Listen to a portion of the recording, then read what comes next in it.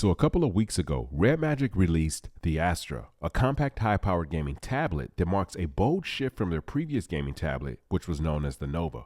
With the Astra, REDMAGIC shrinks that gorgeous OLED panel from nearly 11 inches down to just over 9, while boosting the refresh rate from 144 to an impressive 165 Hz.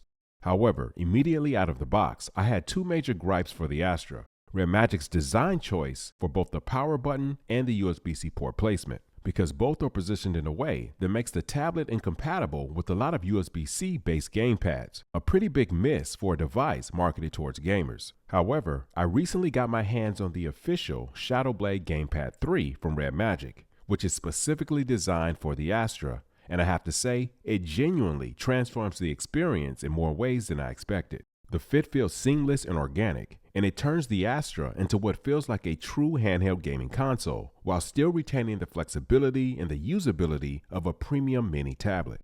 But before I get too ahead of myself, I want to quickly break down the specs for this latest and greatest. The Astra measures 8 by 5 by 0.27 inches, and with this compact footprint, it's nearly the exact size as the original Legion Go with the controllers detached. However, the Astra is almost 3 times thinner and about half the weight, coming in at just 0.87 pounds or 375 grams. Under the hood, it's powered by the upgraded Snapdragon 8 Gen 3 Elite Edition, a step up from the standard Gen 3 found in the Nova. It also comes equipped with the Adreno 830 GPU that delivers more raw power and speed as compared to Nova's Adreno 750. But performance aside, the real star here is the display itself, as the Astra features one of the most stunning portable display panels on the market right now, with a 2400 by 1504 resolution, 313 pixels per inch, and a peak brightness of 1600 nits. This screen is both sharp and incredibly vibrant.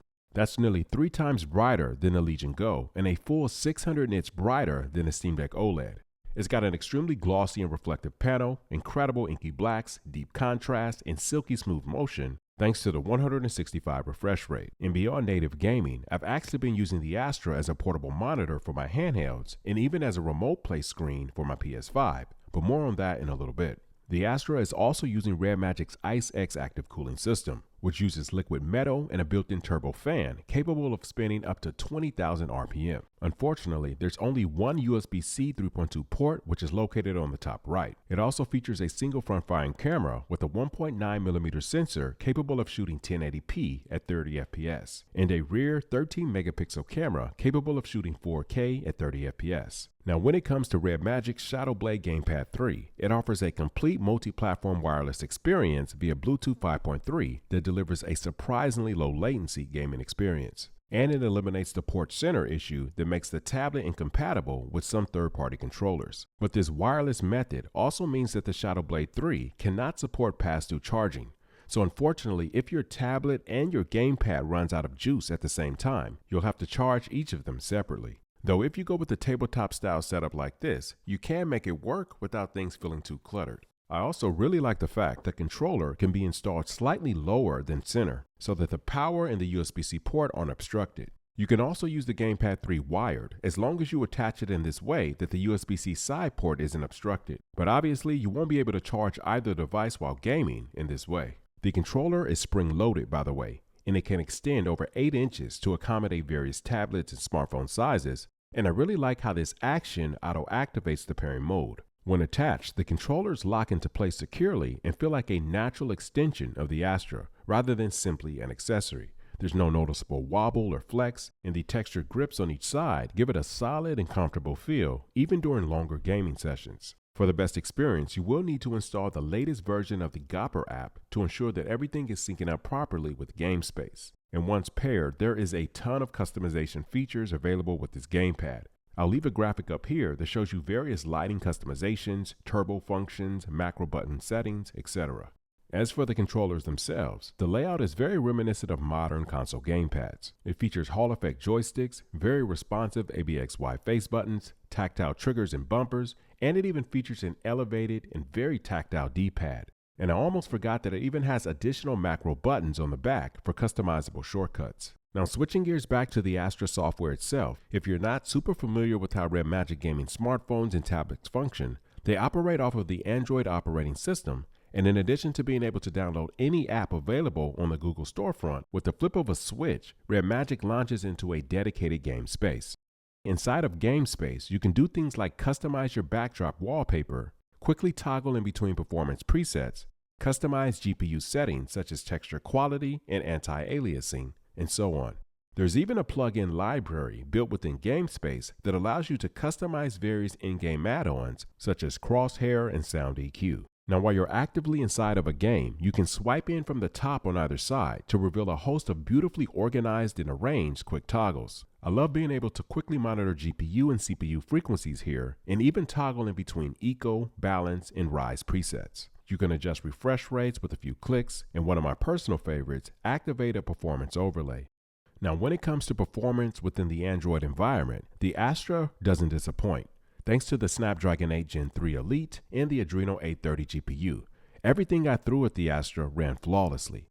On the Astra, you'll be able to hit 120 FPS or higher for uncapped titles, though unfortunately Genshin on Android is still capped at 60. And emulation all the way up to PS2 is a great experience. God of War 2 that you see here is even capable of running well over 60 FPS, but you'll definitely want to cap it there or the game will become overly sped up. Now you can set the turbofan to run full blast at all times, or you can have it auto kick in during high performance loads. Now when gaming, I'll always prefer physical buttons versus touch. So when I add the Gamepad into the mix, for me, it feels less like a tablet trying to do gaming and more like a dedicated handheld console. I was concerned about latency without a wired connection, but there honestly is no issue here with this setup, other than, as I mentioned before, the inability to take advantage of pass-through charging. And again, using the controller with a physical wire connection is an available feature as well, but it definitely isn't as seamless and practical as leveraging the Bluetooth 5.3.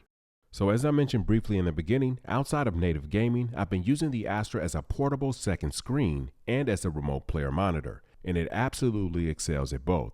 By utilizing the NOR app on the Google Store, a video capture card, in this mini dock, I've been able to game on my Switch 2 and take advantage of the beautiful OLED display.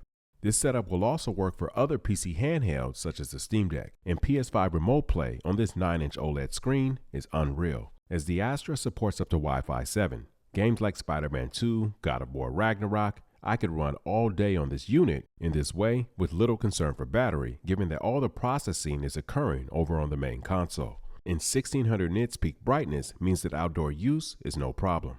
Overall, I've really been enjoying my time with the Astra, and even more so with the addition of the Shadowblade Gamepad 3. It's that combo that really takes the experience to the next level, making it a very capable and enjoyable portable gaming setup.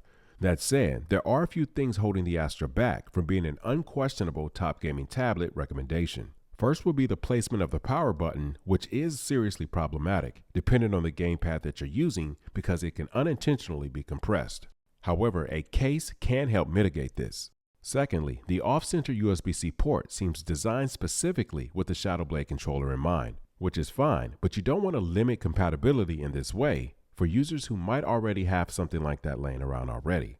And so this makes the Shadowblade feel more like a necessity than an option. And lastly, which is probably the biggest drawback of all, is the lack of a micro SD card slot. Storage is capped unless you're using a hub or an external solution, which undermines device portability. For a gaming tablet where modern games can eat up storage fast, that's a pretty significant hit. Beyond those areas though, there really isn't much else to critique. The 165Hz OLED panel is staggeringly beautiful, and for such a thin and light, it packs incredible performance while maintaining very cool temperatures under heavy load.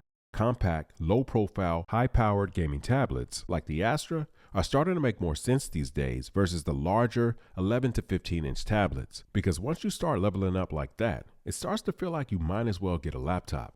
Honestly, I think that the Astra with 12 gigs of RAM and 256 gigs of storage is decently priced for what it offers. But without expandable storage, the larger storage variants start to feel like the only practical decision.